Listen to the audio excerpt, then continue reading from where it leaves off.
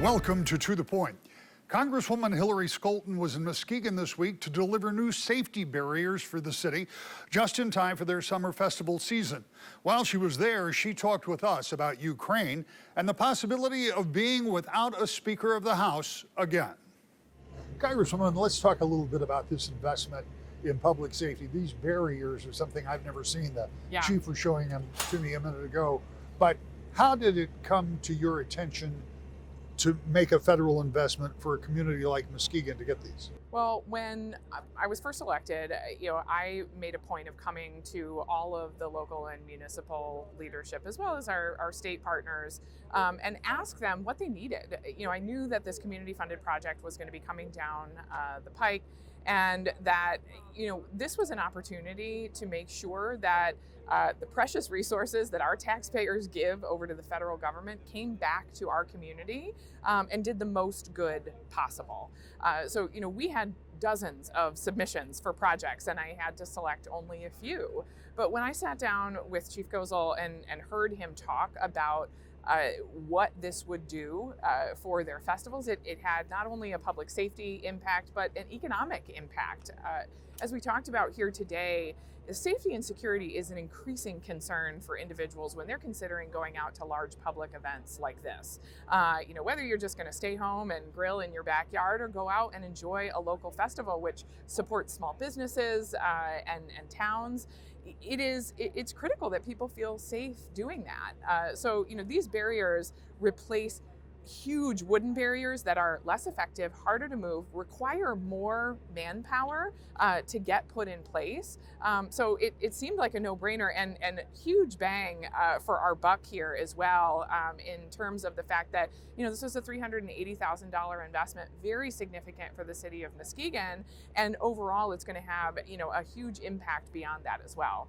I want to shift gears and talk about some of the activity in Congress over the past week. There has been this long-delayed aid bill for Ukraine, and included some money for Israel as well. What was it like for you and your colleagues trying to get these bills passed at what seems like a 6-month delayed process? Yeah, it's been harrowing and truly nail-biting as we have watched Putin continue to make advances in Ukraine, and we've seen not only Ukrainian individuals reaching out, asking for help. The demonstrators at the United States Capitol have grown in numbers, flanking the sidewalks leading up to every time we take our vote. But hearing from international leaders, I hosted the Deputy Prime Minister of the Netherlands that week in Congress. We were set to talk about some labor issues, and she said, I really want to make sure we talk about Ukraine. The Netherlands had just recently invested an additional $1 billion, and they said, we know that we're next. And so we recognized, this was a huge weight, not only for supporting Ukraine in and of itself, but what it meant for Putin's continued march across Europe. I am so proud that we were able to get that done, and in the way that we were able to get it done. I kept a promise that I made to voters that I would put the people of this community and issues above any party. And so for the first time in history, I and many of my colleagues crossed party lines to vote for the Republican rule so that they could get that on the floor, because the divisions in the Republican Party would not allow them, and we saw it fail many times before, to bring a rule forward. And this time we had a clean funding, straightforward bill that was going to allow us to get the aid package that we needed. But we crossed over, we got the rule passed, and we got it to the floor. And eventually, as you saw, with overwhelming majority support, we're able to get that aid package passed. One of the reasons Republicans wouldn't vote for the rule is because it didn't include anything for the border. Right. And the southern border continues to be a huge concern for many people, and I appreciate there are dueling bills, one from the House that went to the Senate and went nowhere, one that was negotiated at the Senate that went nowhere. Yet the border problem still exists. It absolutely does. And I would have gladly supported a bill that included additional aid. The Senate passed a bill which was bipartisan, negotiated, originally requested by the House Democrats, and they got it done. Would have included additional funding to put 1,500 additional Border Patrol agents on the southern border. We need them yesterday, weeks ago, months ago. And so now that work continues as well. And I'm looking forward to getting back to Congress and hopefully making sure, that we can not lose sight of that as a priority. I wish that we could have been able to find a way to include that. We had a bill by the Senate that was passed, that was there, ready to go, bipartisan. Unfortunately, we are seeing a lot of interference. That was set to be brought up, and Trump said no. And legislators just died away from that. So that is an outside third party that looms large, unfortunately, still in the House proceedings. It's a factor that we're going to have to deal with. Forgetting Trump for a minute, one of the objections to that Senate bill was it still allowed thousands of people a day to cross the border in an unsupervised way. I mean, that's a problem for some not folks. in an unsupervised way. Again, it would have provided additional border security agents who would have provided the background checks that they needed, who would have allowed individuals who are here for work or for asylum to come in. I mean, there are still a number of reasons. I was just meeting with farmers who are desperate for their workers to come across the border, again, in a legal way. And so just shutting down the border altogether is not a viable option, because we still do have legal workers that we need to come here to the United States to fill jobs that we need to do. And unfortunately, when you have a border that's open for those legal purposes, you still have people who are presenting themselves for, illegal purposes. That's why my bill, the Bipartisan Dignity Act, provides for in-country asylum processing locations, so that so many of these individuals who are coming to the United States to seek asylum, whether those claims are valid or not, can prevent their claims while they're still in country. Because I agree with you, Rick, we have a major problem of individuals who are coming here, many of whom do not have a valid claim for asylum, but they feel like that's the only claim that they can make.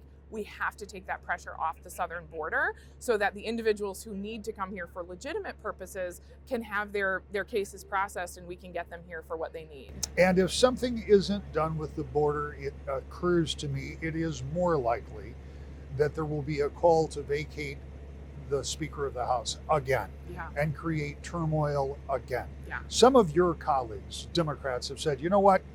We got what the president wanted. We got a win for Joe Biden to some degree with this Ukraine funding bill, and we will support the speaker if that comes about. Is that realistic?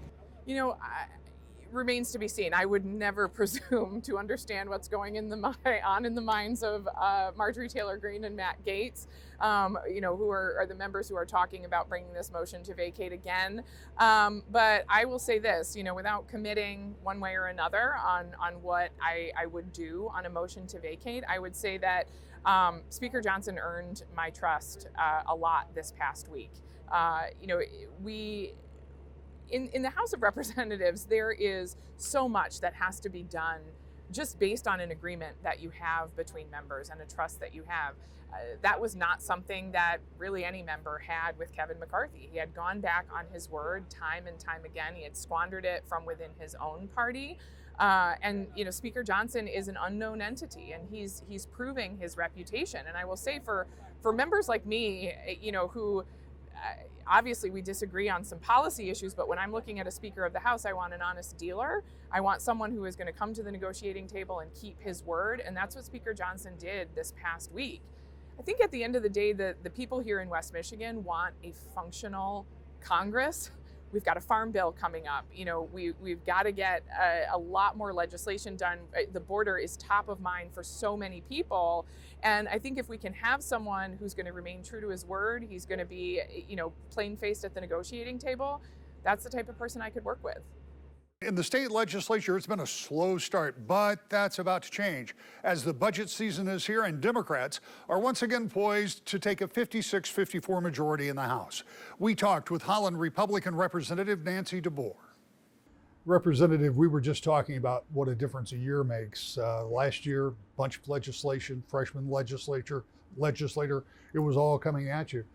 This year, it's been considerably different, quieter as we talked about. What's it been for this first quarter? Yes, it has been quieter, as you said. 54-54 kind of calms the tsunami that can be pushed through and opens conversation more. And so we've had some bills that were sponsored by Republicans as well as some sponsored by Democrats, which has been good. And some things are come up on the board and some things don't. And then there are more conversations about that. So it's been a bit of a dance over these last few months. But now we're landing more to where we were last year, it seems. Yeah, with special elections that took place, that means that two Democrats will replace two Democrats, and it'll go back to 56-54. One of the things that we talked about before we started this segment was the uncertainty for people in the minority. And the very same is true for Democrats when they have been in the minority. Yeah. You go into a House session not necessarily knowing what's going to happen. And you said you don't even know if you're going to have session Right. some days. Right. And that has been difficult in the first part of the year. But now, once those two members are seated, some of the first priorities are going to have to be the budget, aren't they? For sure, yes. And I'm on the full approps and minority vice chair for K-12 and the Michigan Department of Education, as well as the community colleges and universities. That budget went through last week, and now the other budget I think will be coming through this Thursday, and the Lara and DIFs is also coming up now. So there sounds like most of the budgets are going to be going through this past week and this week, and so then we'll be addressing the whole and going through that process on top of the transition to two new people and a 56-54 situation. And when you talk about this budget, it generally comes out in two large chunks, but there are thousands of little parts that go into it.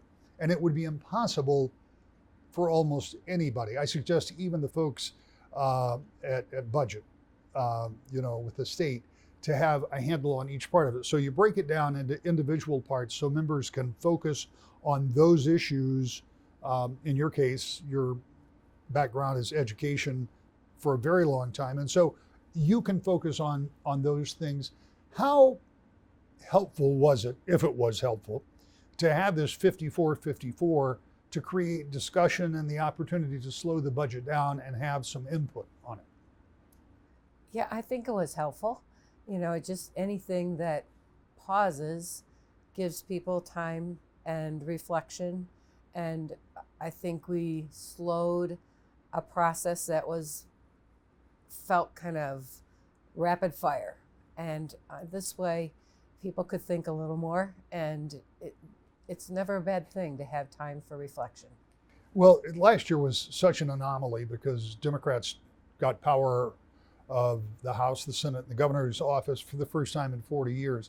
They have all of this pent up agenda that they were putting through so rapidly and at the same time trying to put a budget together.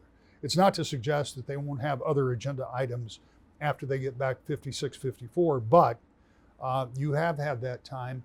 But the other part of that is that the budget has got to take the front seat because you're only going to have about 60 days to get an $80+ billion budget put together by July 1st.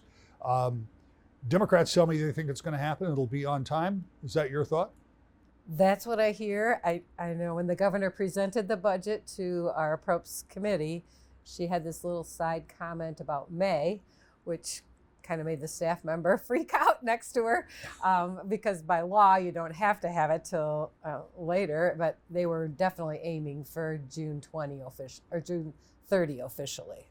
Right, and there was a statute that was put in place after the first budget debacle in the Whitmer first year with Republican Senate, Republican House. They could not come to an agreement. Republicans finally dumped a budget on her at the very last minute, essentially, and she vetoed and bonded and did a bunch of things. And after that, they all sat down and said, wait a minute, there's got to be a better way. So that July 1st deadline as it is, is in statute and probably serves a purpose, particularly when it comes to schools. Right, absolutely. It helps them to know what their budget's going to be. It's important to be able to tell people how it's going to be distributed so that they can make good decisions locally and with whatever they're working with. So yeah, I think it's good partnership. When you talk about schools, when you talk about school funding and the things that I know that you are passionate about, how hard is it to measure outcomes? So we'll spend this much money, and as a father of two sons in public schools, I'm all about them getting the best education they can. But how can you quantify the dollars you put in to what comes out on the other side? If I had that answer, I'd be Solomon, Rick. Right. I know we're working with human beings and who have all different types of lives and background and whose lives are changing all the time. And then the mixture of all different people and how all of that works together is different. And then the pairing with whatever teacher, because that's another dynamic that makes a lot of difference in the life of a student. I'm sure everyone can think back on a teacher that changed their lives, inspired them to do what they're doing now, and has made a massive difference in their lives, and then others that weren't so much. But maybe the next student over would say, oh, that teacher changed my life, because everybody's different. So it is hard to come up with overall evaluating tools that will accurately reflect what's the best situation for each student. And I do think Michigan, with its choices for students, that they can pick a different school in a different district, and that families can pick a type of school for each one of their kids, if they think that's best. And even seasonal choices for kids. Sometimes having students out for a little while is a good thing as they recover from something that happened to them. Maybe they've been bullied someplace, or you just don't know what has happened to the individual student. So to keep everybody on the same track, accomplishing the same thing all the way through, I don't think is realistic.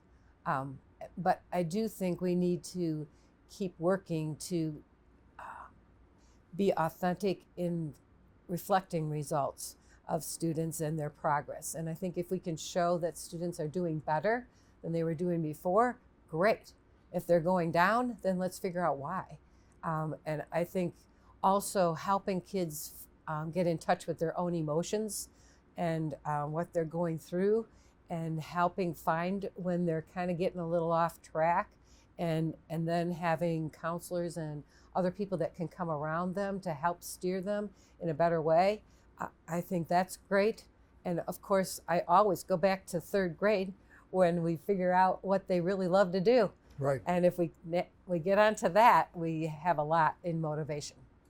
I want to switch gears here because in this past week, not the week that this will be airing, but the week previous, the Republican group of legislators got together for something called Growing Local Economies. It has to do with economic investment.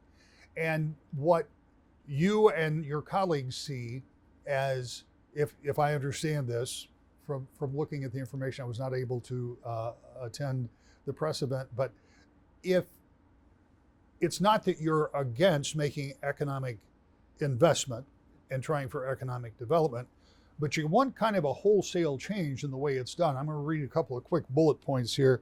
One of them is respecting your tax dollars. It would enhance accountability and transparency in the SOAR, or the Economic Development Program, by mandating audits of all payouts, and enhance oversight on taxpayer spending, prioritize economic development funds for small and medium-sized businesses, require collaboration between economic development officials and local officials. That's just a few. That doesn't even get to the second bullet point in here. Tell me what you and your colleagues would like to achieve if you could get this passed, understanding 5654 and this flying directly in the face of the governor's economic plans. It may not go too far. Right. We want to cast a positive vision for how can we help businesses that want to bring in jobs, that want to support families throughout our state, and what can we offer them that the state can do better so that we attract other businesses from elsewhere and we retain the businesses that we have. You know, I've been approached by other business leaders who say, you know, we're thinking about expanding. It's getting pretty hard in Michigan.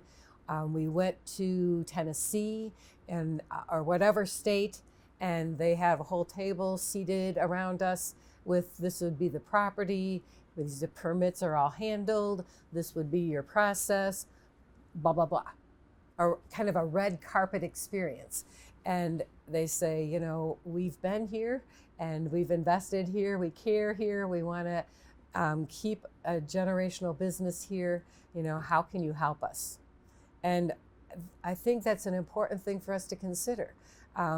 We need to be able to connect local government and the state government to work together on regulations so that we can help the businesses navigate all of that.